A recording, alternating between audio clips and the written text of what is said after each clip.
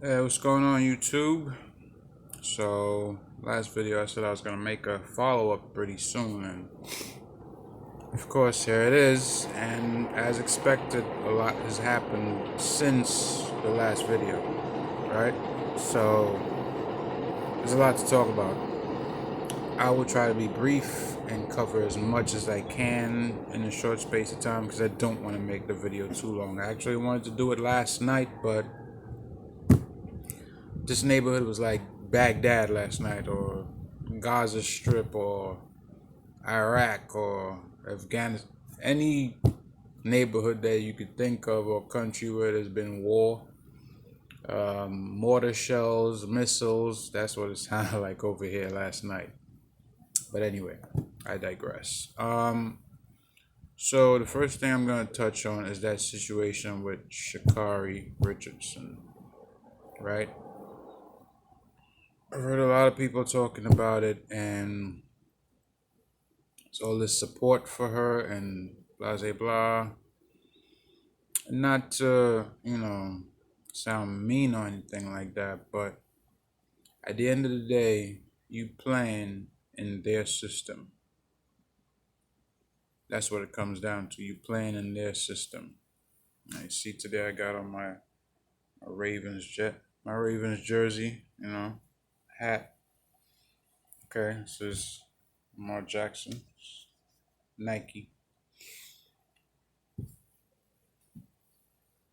As a person that loves sports, I will say this directly to her.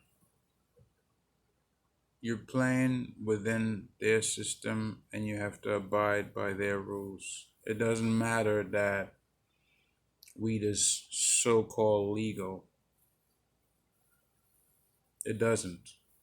Okay? If it's against their rules and their regulations, then you can't do it. That's pretty much how it goes. You have the opportunity to do something, big just because of your genetic predisposition and, training to be fast.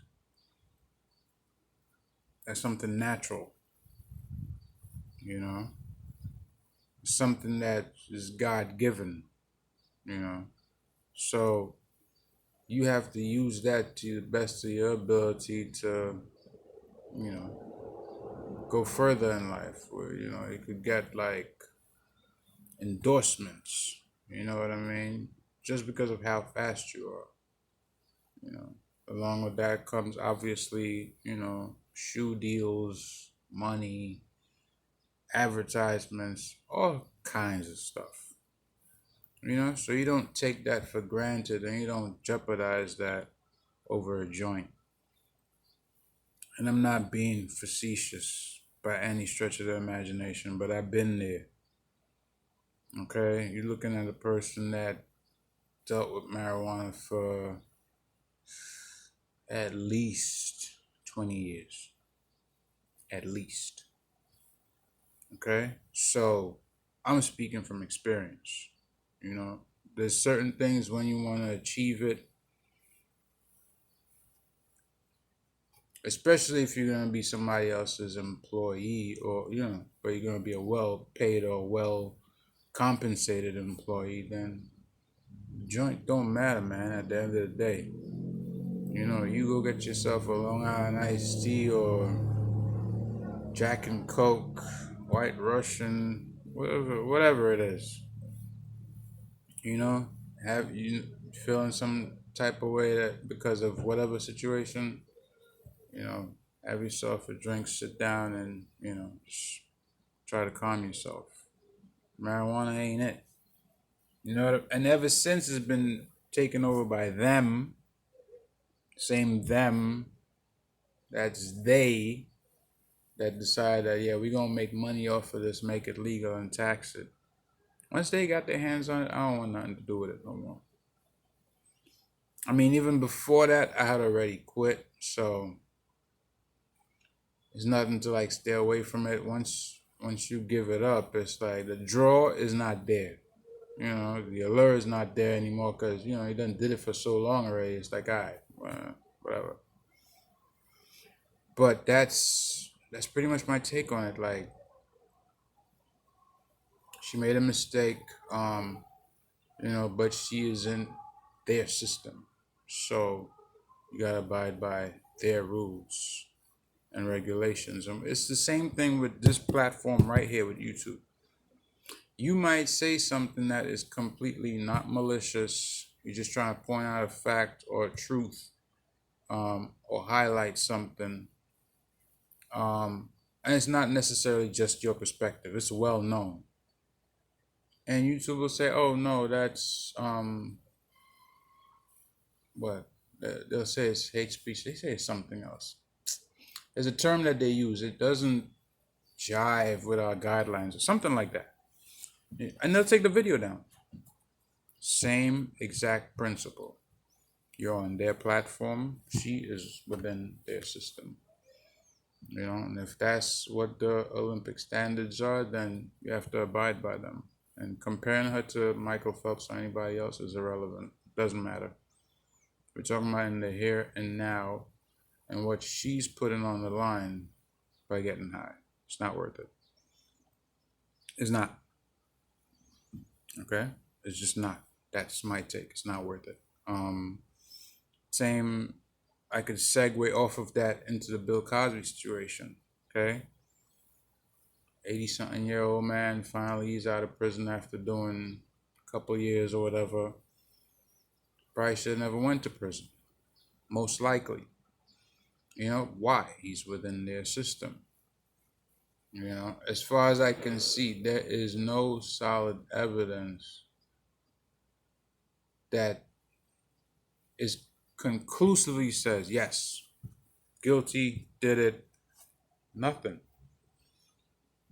But he got put away. Can you imagine that? That is a black man's worst nightmare, for somebody to accuse you of something. They have not a shred of proof. You go to court, have lawyers to defend yourself, which most people don't. Most people can't afford a good lawyer. But let's say you have a lawyer. You go there, try to defend yourself, and you still get put away.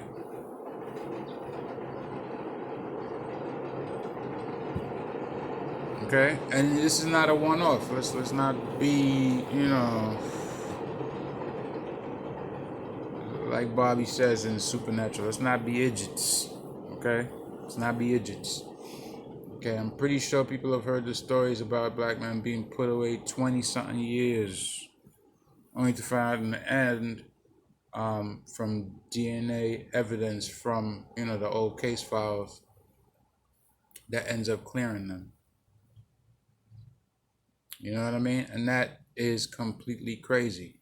So obviously the reason they were put away was because the color of their skin.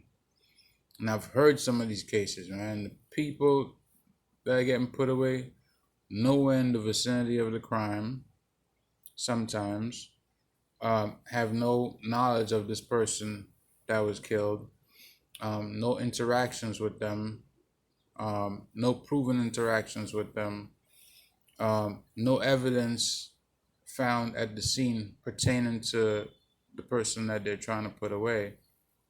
But that person is tagged. Next thing you know, they're in a cell and they're doing 10, 15, 20, 25 years. It's their system, and that's what they do. Now it's harder to do it because obviously everything is based on DNA evidence. There's camera evidence. Everybody has a smartphone. A lot of people nowadays have cameras on their buildings. It's not a complete blanket, obviously, but DNA plays a big part in cases now. And you have to really be like, I don't know what you have to wear to not leave DNA evidence somewhere, but it's almost impossible. It's almost impossible. You got hair falling off your body, you got, dry skin or whatever. You smoke a cigarette butt, you drop it, right there at the crime scene, they'll be able to tell within what timeline you were there. They'll know. They'll know. So,